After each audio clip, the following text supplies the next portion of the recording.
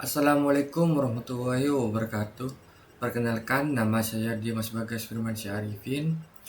Pada video ini, saya akan membahas hasil makalah saya yang berjudul Analisis Manajemen Rantai Pasok Industri Batik Indonesia. Industri batik merupakan salah satu sektor penting di Indonesia. Tidak hanya sebagai warisan budaya, tetapi juga sebagai penggerak ekonomi, khususnya UMKM. Namun, dalam praktiknya, industri ini masih menghadapi berbagai masalah dalam rantai pasok. Rantai pasok adalah sistem yang menghubungkan proses dari bahan baku hingga produk sampai ke konsumen. Dalam industri batik, rantai pasok melibatkan banyak pihak seperti pemasok bahan baku, pengrajin, distributor, hingga konsumen akhir. Namun, permasalahan sering terjadi seperti ketidakstabilan bahan baku, kurangnya koordinasi antar pelaku usaha, serta minimnya penggunaan teknologi. Akibatnya, proses produksi menjadi terhambat, biaya meningkat, dan kualitas produk menurun. Oleh karena itu, diperlukan analisis untuk meningkatkan efisiensi dan daya saing industri batik. Terdapat beberapa masalah utama dalam industri batik, yaitu ketidakstabilan bahan baku, kurangnya koordinasi antar pelaku usaha, minimnya penggunaan teknologi, risiko eksternal seperti pandemi. Masalah ini menyebabkan keterlambatan produksi, biaya meningkat, kualitas produk menurun, sehingga diperlukan analisis untuk meningkatkan efisiensi dan daya saing industri batik. Dalam penelitian ini digunakan beberapa konsep dan metode utama. 1. Supply Chain Management atau disingkat dengan SCM. SCM adalah sistem pengelolaan aliran barang, informasi, dan keuangan dari pemasok hingga konsumen. 2. Risiko rantai pasok. Risiko bisa berupa gangguan bahan baku, produksi maupun distribusi.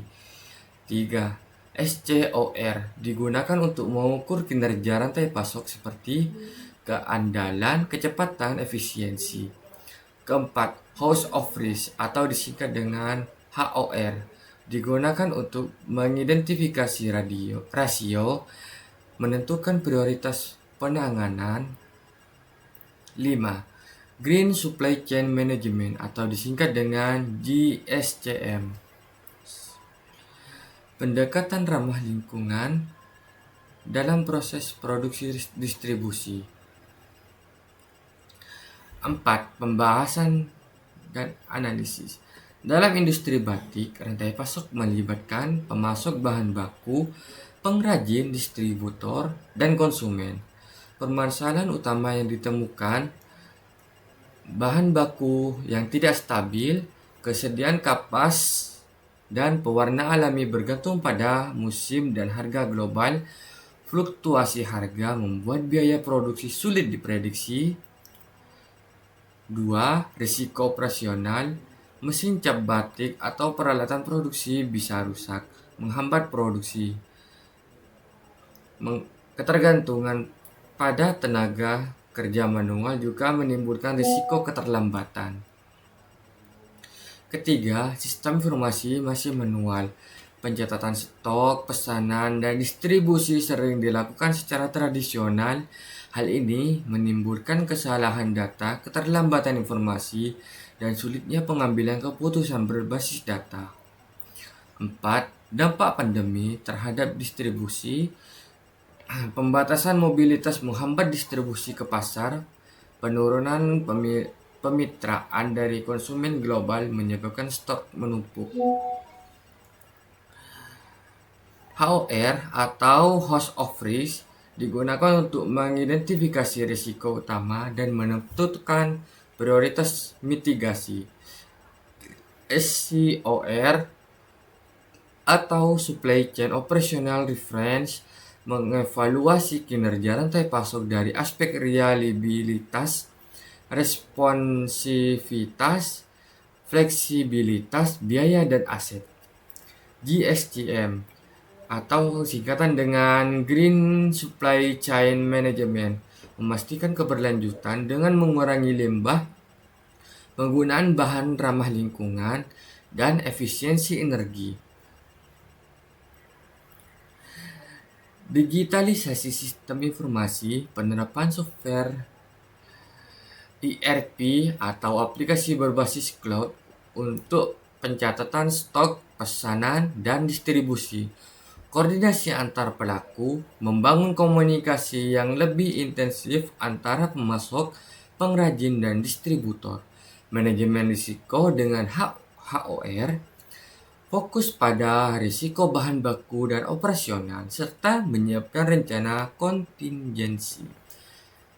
Konsep ramah lingkungan atau disingkat dengan GSCM, penggunaan pewarna alami, pengelolaan limbah cair, dan efisiensi energi dalam produksi.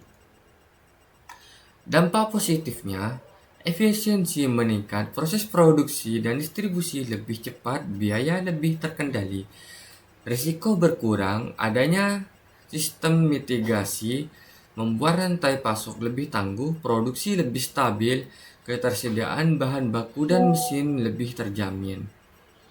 Daya saing meningkat, batik tidak hanya unggul dari sisi budaya, tetapi juga dari sisi kualitas, keberlanjutan, dan keandalan rantai pasok. Kesimpulannya, manajemen rantai pasok memiliki peran penting dalam meningkatkan kinerja industri batik.